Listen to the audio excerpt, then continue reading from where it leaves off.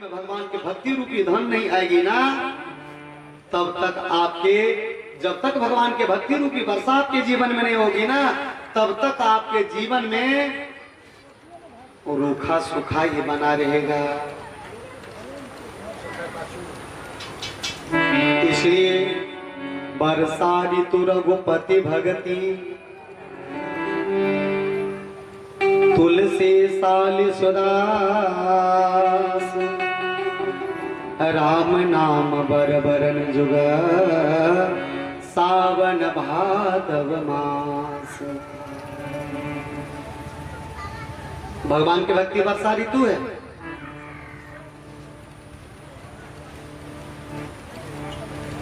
और भगवान के भक्त धान की तरह है। भगवान की भक्ति वर्षा ऋतु है। भगवान के भक्त यानी हम लोग धान के तरह हैं। तो वर्षा ऋतु में 2 माह ज्यादा बारिश होती है। कौन कौन माह? सावन और भादो। आश्विन में तो कभी कभी बारिश होती है ना। सावन और भादो 2 माह बारिश के मौसम में ज्यादा बारिश होती है। और उसी 2 माह में धान सुंदर ढंग से पाला पोसा जाता है। श्रोता भगवान, तो वर्षा ऋतु, भगवान के भक्ति रूपी वर्षा ऋतु में भक्त जो है धान के तरह, भगवान के भक्त धान के तरह हैं। तो मेघ बारिश क्या है? राम नाम बरबरन दो सावन भादव मास। राम नाम के 2 अक्षर जो है ना, ये सावन और भादो के तरह है।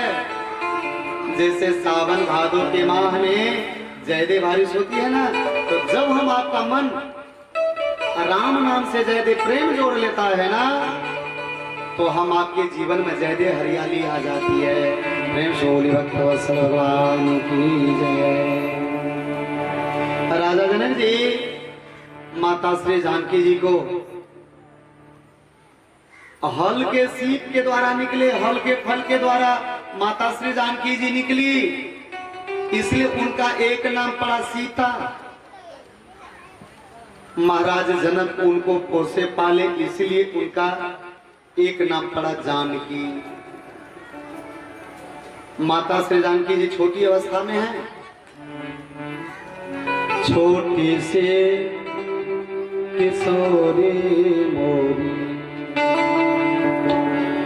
अंगना में खेले रे, छोटी से किशोरी अंगना में खेले रे, छोटी से किशोरी।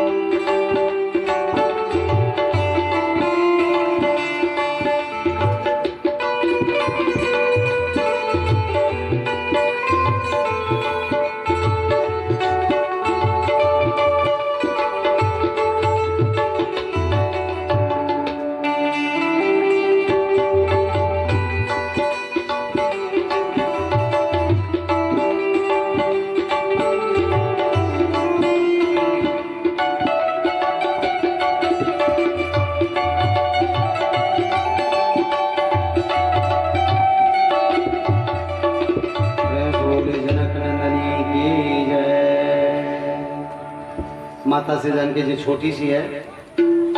एक दिन महाराज जनक जी को कहीं जाना हुआ, अपने धर्म पत्नी सुनैना माता से बोले, देवी मैं विशेष काम से कुछ दिनों के बाहर जाता हूँ, शंकर भगवान का धनुष जो है ना, इसका पूजा करते रहना। जनक जी चले गए बाहर। माता श्री जानकी जी उस धनुष का पूजा करने के लिए गई। उस मंदिर में जब जाती हैं तो जहां पर धनुष रखा हुआ था, अब बाएं हाथ से उस धनुष को उठा के दूसरे जगह पर रख दी और उस जगह पर अपने हाथ से पोछा लगा दिया। फिर पूजा करी। महाराज जनक जब बाहर से आए तो देखे धनुष जो है ना, पहले वाला जगह से हटा के दूसरे जगह पर रखा गया।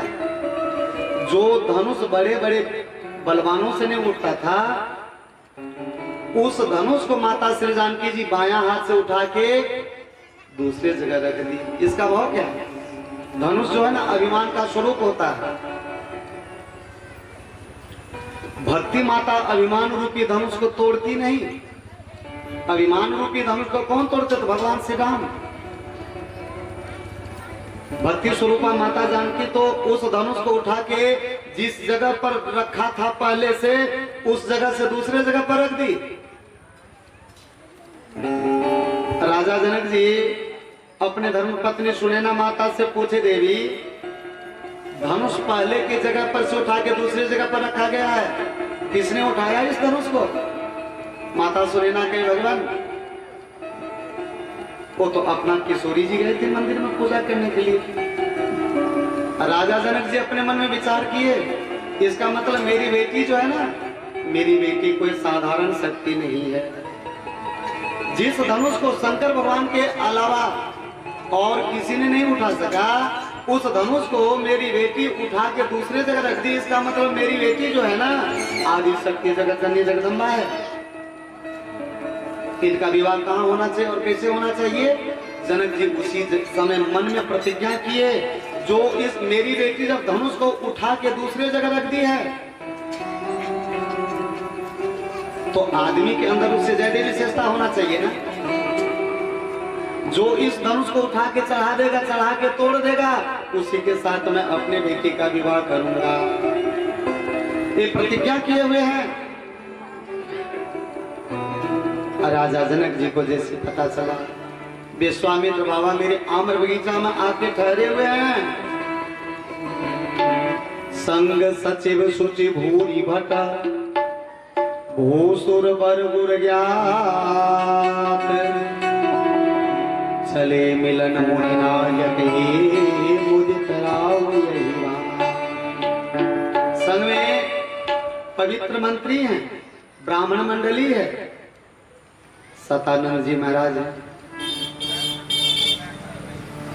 बड़े आनंद पूर्वक विश्वामित्र बाबा से राजा जनक जी मिलने के लिए चले। पहुंचे विश्वामित्र बाबा के पास, के प्रणाम चरण गरिमा, के प्रणाम चरण गरिमा, मुदित अशेष दिन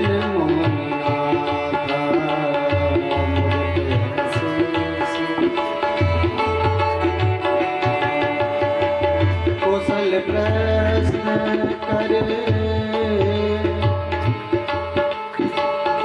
बारे निवारा, कुशल प्रश्न करे बारे निवारा, विश्वामित्र निकट बैठारा, विश्वामित्र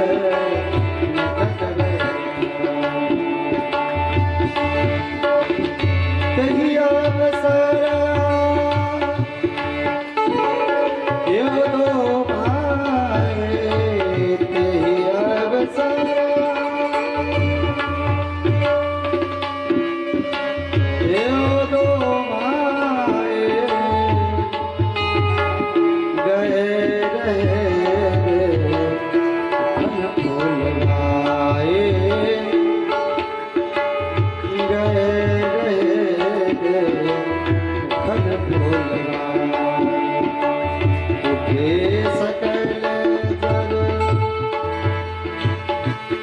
रघुपतिया उठे सकल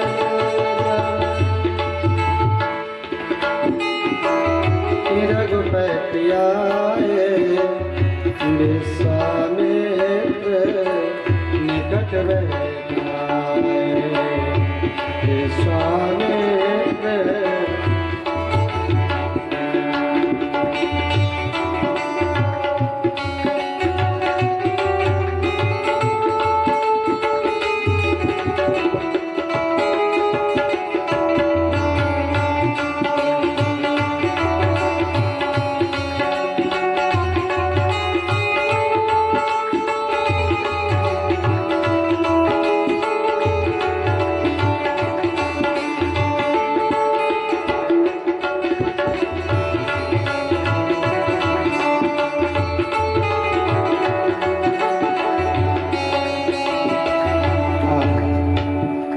जनक जी को जैसे पता चला मेरे आम्र बगीचा में विश्वामित्र बाबा आके ठहरे हैं, तो विश्वामित्र बाबा के आगवानी करने के लिए अपने संग में पवित्र सेवकों को यानी मंत्री को संग में लिया और सतानंद जी को, ब्राह्मण के मंडली को विश्वामित्र बाबा के पास पहुंचकर किन प्रणाम शरण धरी माथा विश्वामित्र बाबा के चरण में अपना मस्तक रख के प्रणाम किए। विश्वामित्र बाबा आशीर्वाद दिए, कुशल मंगल पूछे, नजदीक में बैठा महाराज सब कुशल तो हो ना? हाँ भगवान कृपा है, आज मेरा सौभाग्य आप जैसे संत मेरे यहाँ पधारे हैं। ऐसे चर्चा कर ही रहे हैं कि उतने में भगवान श्री राम और लखनलाल जी महाराज दोनों भाई जो गए थे बगीचा देखने के लिए, तही अवसर आए दो भाई भगवान श्री राम और लक्ष्मण उसी समय आप पधारे। भगवान श्री राम जी को आते ही जितने लोग बैठे हुए थे ना सबके सब उठ खड़े हुए, महाराज जनक भी उठ खड़े हुए, जितने भी ऋषि महर्षि थे सबके सब उठ खड़े हुए।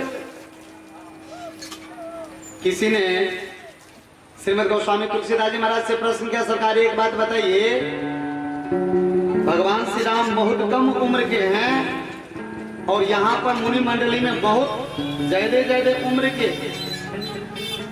संत हैं, ब्राह्मण हैं, राजा जनक जी हैं, सतानंद जी हैं, ये लोग राम जी के आगमन पर उठ खड़े क्यों हुए उनके सम्मान में?